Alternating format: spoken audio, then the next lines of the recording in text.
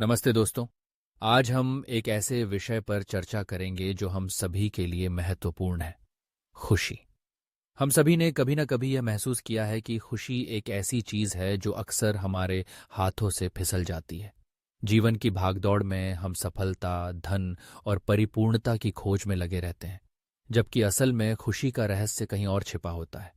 यह एक साधारण आनंद है जो हमें अपने चारों ओर की छोटी छोटी चीजों में मिल सकता है। चलिए इस यात्रा पर निकलते हैं और समझते हैं कि हम अपने जीवन में खुशी कैसे पैदा कर सकते हैं। खुशी कभी कभी एक मायावी भावना लगती है। हम जीवन में विभिन्न चुनौतियों का सामना करते हैं, कठिनाइयों में उलझ जाते हैं और कई बार निराशा का अनुभव करते हैं। लेकिन यह जानकर आपको खुशी होगी कि खुशी कोई रहस्यमय चीज नहीं है। यह एक कौशल है जिसे हम विकसित कर सकते हैं। यह एक ऐसी मांसपेशी है जिसे हम मजबूत कर सकते हैं। आइए इसे एक समीकरण के रूप में समझते हैं। यह कोई कठोर सूत्र नहीं है, बल्कि आपस में जुड़े तत्वों का एक संग्रह है जो हमारे समग्र कल्याण में योगदान करते हैं।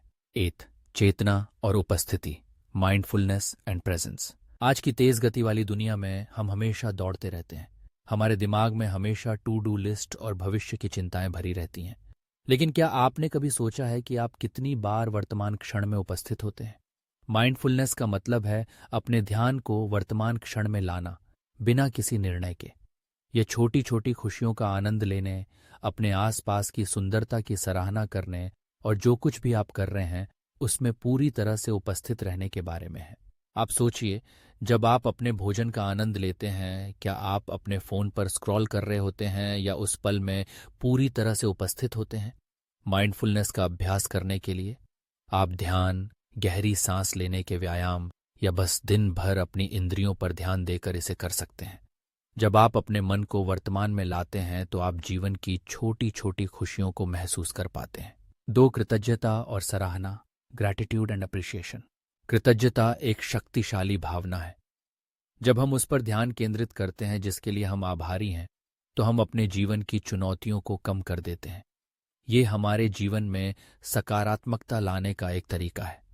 एक कृतज्ञता पत्रिका रखने की कोशिश करें। हर दिन कुछ चीजें लिखें जिनके लिए आप आभारी हैं।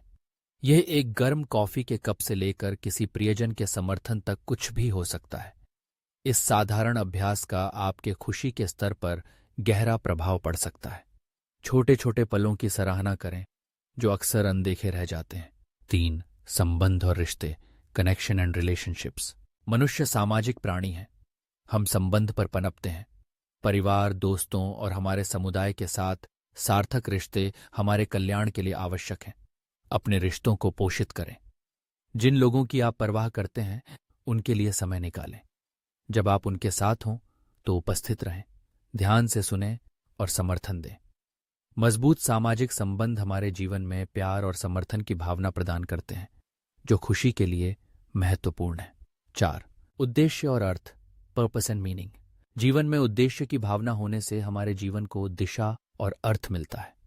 यह अपने आप से बड़ी किसी चीज से जुड़ने के बारे में है।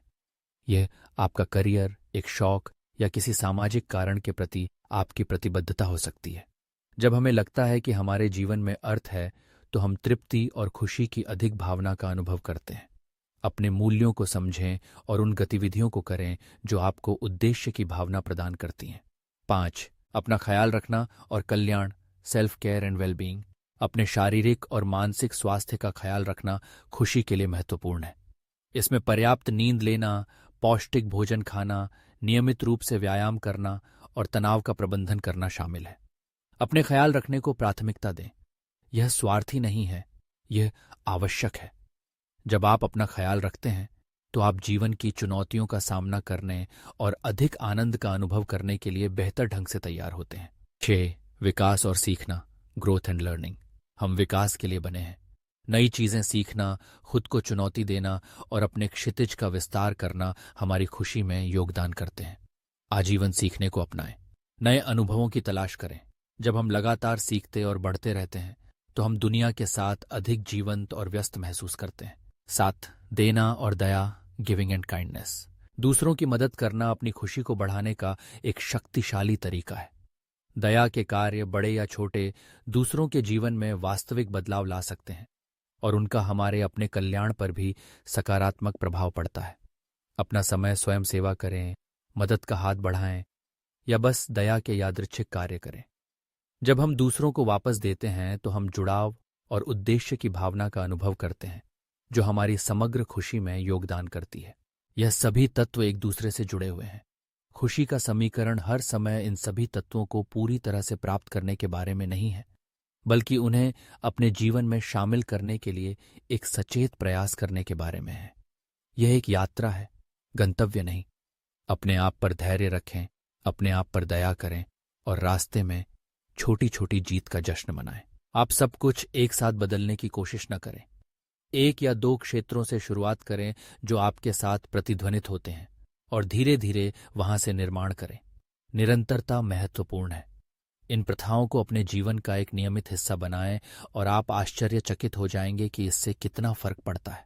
अंत में मैं आपसे सुनना चाहता हूं, आपके पसंदीदा तरीके खुशी पैदा करने के क्या हैं? अपनी युक्तियां और अनुभव साझा करें। अगर आपको यह चर्चा मददगार लगी तो इसे साझा करें और व्यक्तिगत विकास और कल्याण पर अधिक सामग्री के लिए जुड़े रहें। धन्यवाद और मैं आपको अगले वीडियो में देखूंगा।